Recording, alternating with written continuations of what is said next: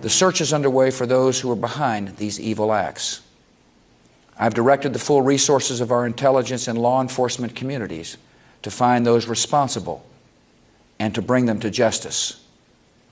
We will make no distinction between the terrorists who committed these acts and those who harbor them. Our grief has turned to anger. Notre peine s'est transformée en colère et notre colère en détermination. Que nous livrions nos ennemis à la justice ou que nous fassions justice nous-mêmes, justice sera faite. You come in September 12th, ready to plot what response we take to Al-Qaeda. Let me talk about the response that you got from top administration officials. On that day, what did the president say to you? The president, in a very intimidating way, left us, me and my staff, with the clear indication that he wanted us to come back with the word that there was an Iraqi hand behind 9/11, because they had been planning to do something about Iraq from before the time they came into office. Did he ask about any other nations other than Iraq? No, not at all. It was Iraq, Saddam, find out, get back to me. And were his questions more about Iraq than about Al-Qaeda? Absolutely. Absolutely. He didn't ask me about Al-Qaeda. And the reaction you got that day from the Defense Secretary, Donald Rumsfeld, from his assistant, Paul Wolfowitz? Well, Donald Rumsfeld said, when we talked about bombing the Al-Qaeda infrastructure in Afghanistan, he said there were no good targets in Afghanistan. Let's bomb Iraq. And we said, but Iraq had nothing to do with this. And that didn't seem to make much difference. And the reason they had to do Afghanistan first was it was obvious that Al-Qaeda had attacked us, and it was obvious that Al-Qaeda was in Afghanistan. The American people wouldn't have stood by if we had done nothing on Afghanistan.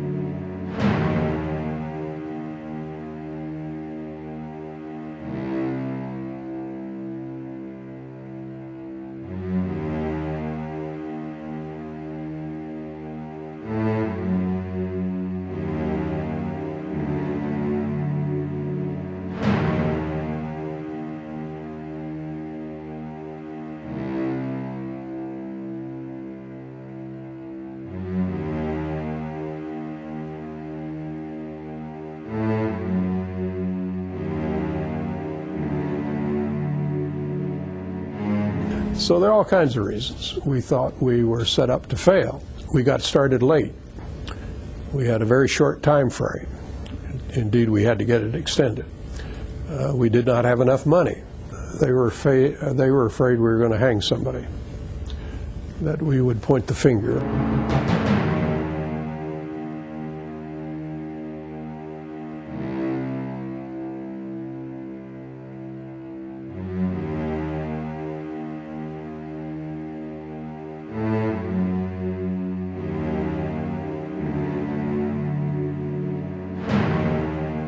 We have given extraordinary cooperation with Chairman Keane and Hamilton. We haven't gotten the materials we needed, and we certainly haven't gotten them in a timely fashion. The deadlines we set have passed.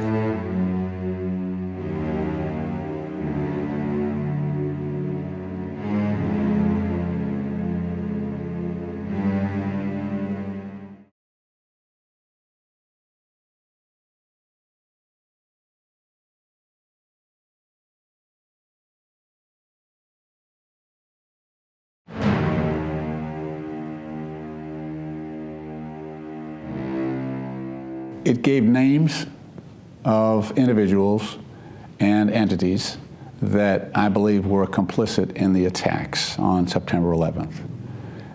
They were facilitators of those attacks. They are clearly identified. How people were financed, where they were housed, where the money was coming from, the conduits that were used, and the connections between some of these individuals. This is something that the families deserve to know.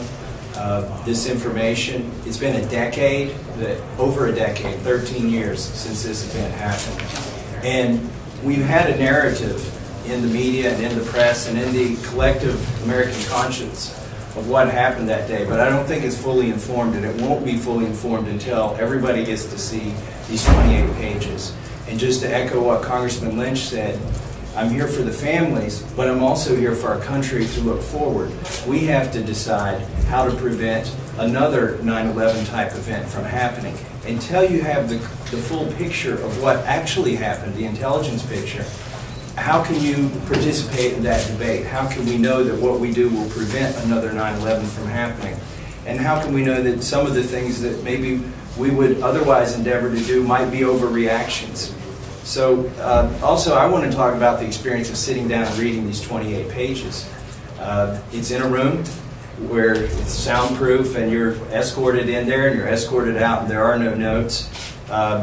But this is something that's sort of shocking when you read it. As I read it, and we all had our own experience, I had to stop every couple pages and just sort of absorb and try to rearrange my understanding of history for the past 13 years and the years leading up to that. It challenges you to rethink everything. And so I think the whole country needs to go through that. It's going to be difficult and it could be embarrassing. But that is no reason to keep the truth from the American people. I want to finish with two challenges. I want to challenge all the congressmen who have not read these 28 pages, who have the ability to go read these 28 pages, to do it for your constituents. There are 435 districts in this country. Every congressman needs to see these 28 pages.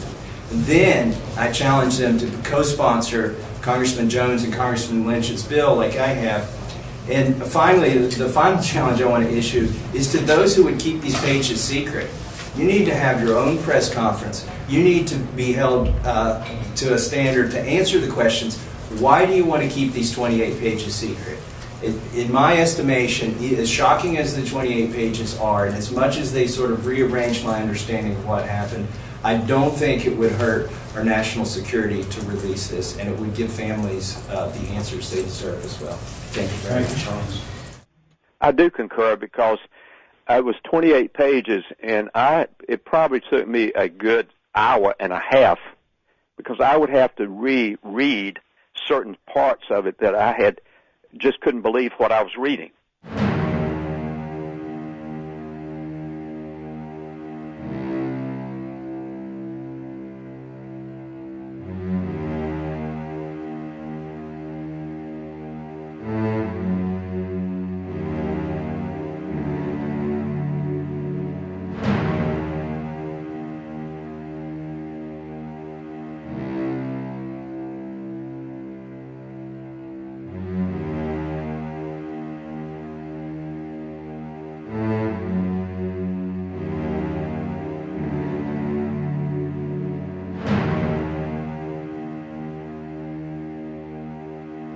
Why were these documents held back when the original Joint House-Senate intelligence report was released back in the early 2000s?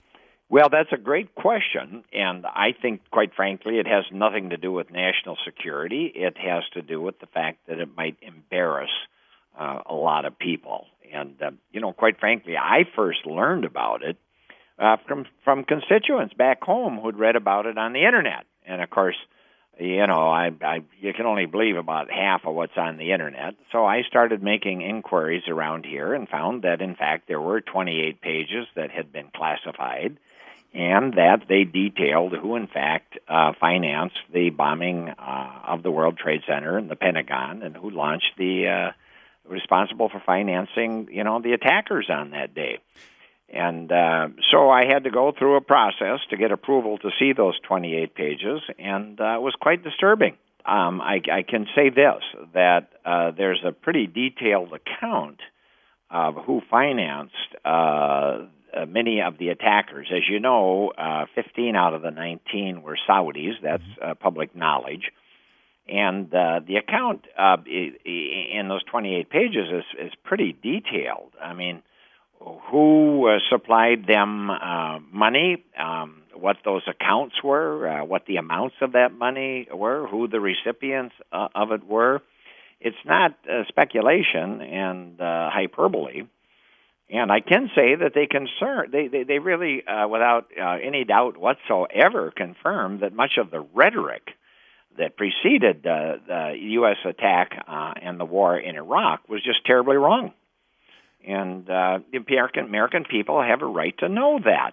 These are serious issues of war and peace that are costing trillions of dollars and untold bloodshed and by American soldiers and patriots. This is serious business, and the American people have a hard time deciding what's right or wrong if they're not told the truth about everything. I read through it again, and left the room. But that 28 pages is really very important for the American people to understand and to know exactly what happened in 9/11 and who was responsible, who helped fund it, and so on. So it's really important that finally, at long last, be released. You know, why are the American people held in the dark in regards to this? Shouldn't we be allowed to know who or what there might be in those 28 pages so that we know what truly happened here?